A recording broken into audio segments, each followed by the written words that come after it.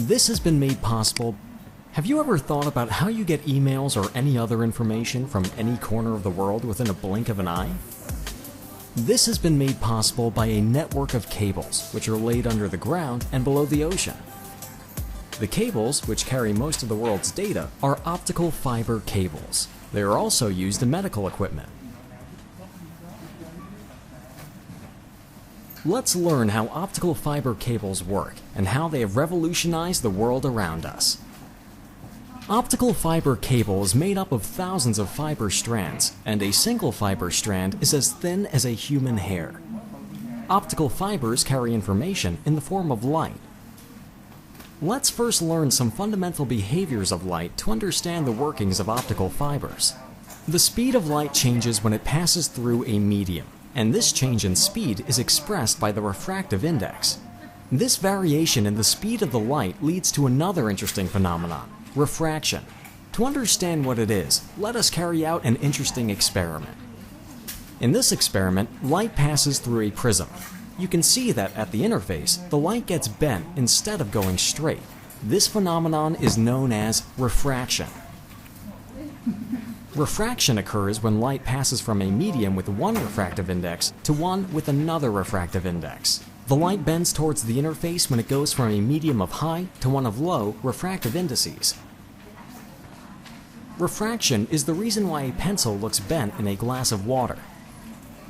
This simple refraction technique is effectively used in optical fibers. Now, let's make this experiment a hypothetical one. Using some dopants, we are able to increase the refractive index of the glass in real time. As we increase the refractive index, the light will bend more and more towards the surface. After a time, you can see that the light will pass through the surface of the glass. If we increase the refractive index further, the light will suddenly come back to the first medium as a pure reflection. This is called total internal reflection. The total internal reflection is possible if we increase the incident angle rather than increasing the refractive index. In this case, at a certain angle called the critical angle, the light will come back to the first medium. This phenomenon of total internal reflection is used in optical fiber cables to transmit the light. The simplest form of optical fiber cable is shown here: cylindrical glass with a high refractive index. If the laser strikes the interface at an angle greater than the critical angle, total internal reflection will happen, and the light will reach the other end.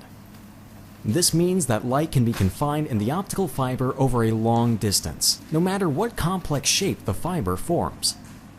Remember, total internal reflection happens between the high refractive index glass and the low refractive index air.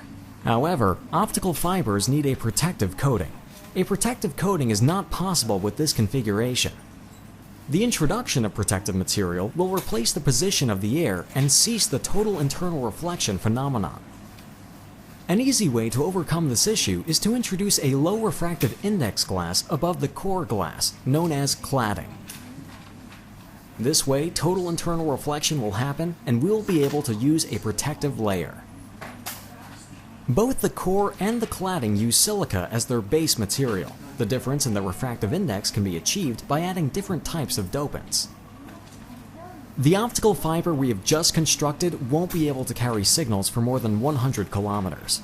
This is due to various losses that happen in the cable. This loss of signal strength is generally called attenuation. Absorption and scattering are the main reasons for signal attenuation. This is why you see amplifiers in cables after a certain distance.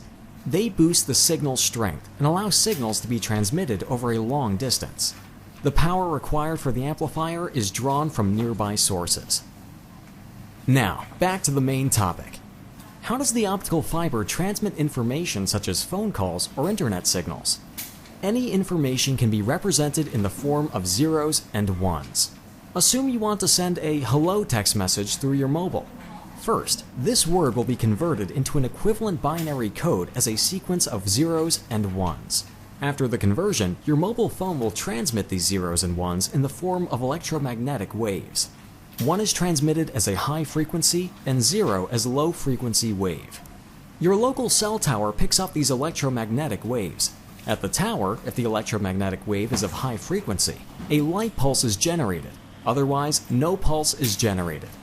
Now, these light pulses can easily be transmitted through optical fiber cables.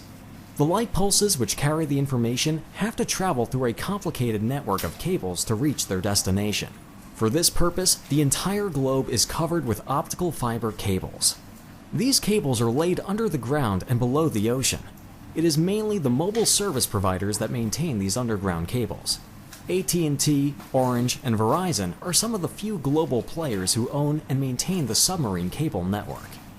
A detailed cross-section view of an undersea cable is shown here. You can see that only a small portion of the cable is used for holding the optical fiber.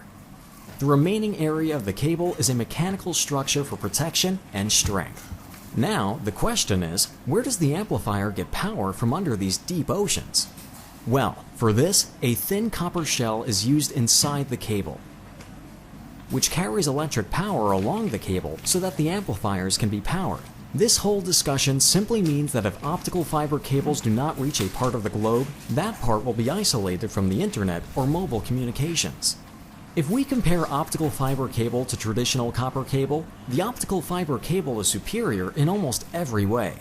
Fiber optic cables provide larger bandwidth and transmit data at much higher speeds than copper cables.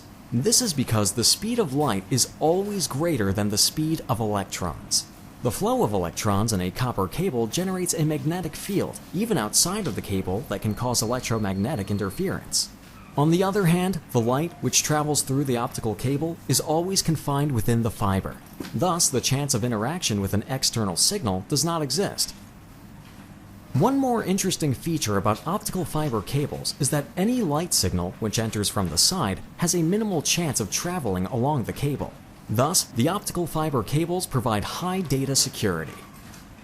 You might be amazed to know that optical fiber was first used in endoscopy, even before it was used in the telecommunications field.